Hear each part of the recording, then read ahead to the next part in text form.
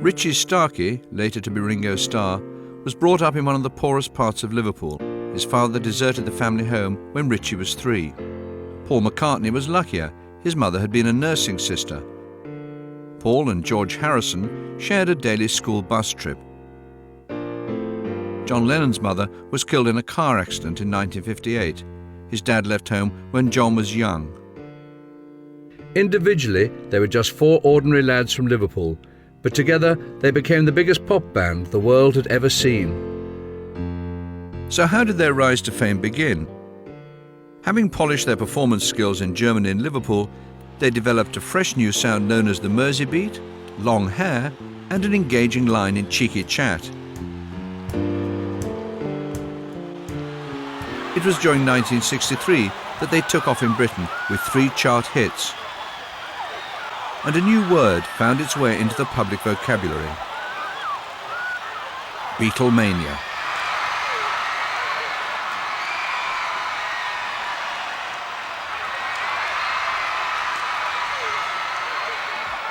What's it like with these fans outside, Paul?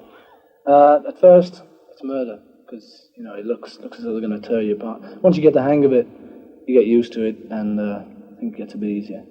Have you ever been in physical danger from your fans? Well, occasionally, yes. Only when there's been a big mob, a really big one. But usually they're quite nice if there's only a few at a time when you meet them. Yeah. Do you deliberately try and create these sort of screaming reactions? No, we just, arrive at the theatre and they're always there waiting. And whenever we're doing a show, the police always come and say, don't look out the window, because you excite them. In October 1963, after touring the country, John, Paul, George and Ringo headed the bill on the prestigious TV show Sunday Night at the London Palladium. At this time, they were managed by Brian Epstein, who ran a record store in their native Liverpool. Later, they were to regret their naivety in signing a management and publishing deal they believed gave them so little of the money they were earning. But at the time, the hysteria and adulation that surrounded them must have been a heady distraction from the business side of their fame. The schedule was becoming hectic, and the gigs at small local halls were being edged out by TV appearances, and in October they made time to record a single that was to become one of many classics, I Want to Hold Your Hand, in their best Liverpudlian English. By now, the mere sight of the Fab Four reduced young girls to hysteria, and they jealously guarded their heroes, so that even their departure for a few days to perform in Sweden for their first European tour brought thousands of anxious fans to Heathrow Airport to wave them off. Even by their now exacting standards, the Swedish tour schedule was intense. On the 29th, while they played Eskilstuna, their manager, Brian Epstein, was signing their first movie deal with United Artists. And when they returned only a week later, the fans returned too, to welcome their heroes back. Unknown to them, the American talk show host Ed Sullivan was passing through the airport and witnessed their arrival back in the UK. "Who are the Beatles?" he inquired of a bemused official. Within months, he was trying to book them for his show.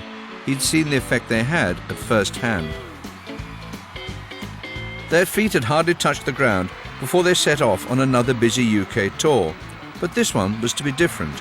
No longer the support act, they now headlined the concerts, supported by such long-forgotten bands as the Brook Brothers and Peter J and the Jaywalkers. The Beatles were the first band to be marketed to any significant degree. They all had different public personalities, and at this stage were all officially unmarried.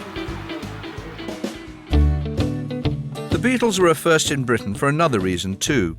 Up until then, British television had largely been dominated by people who spoke in educated accents, and the Beatles' unfamiliar, unself-conscious raw Liverpool accents were a novelty and a popular one. Were the working classes knocking at the door of the establishment?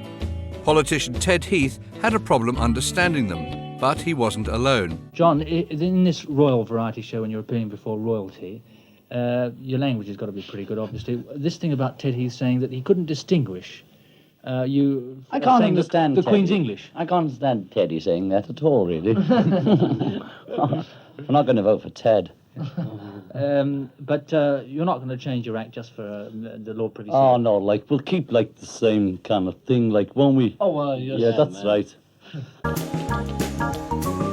In November and December, they finally embarked on their first solo tour. Previously, often to the embarrassment of stars like Roy Orbison, they'd still been billed as the support act, but now they could fill halls with ease just on their own.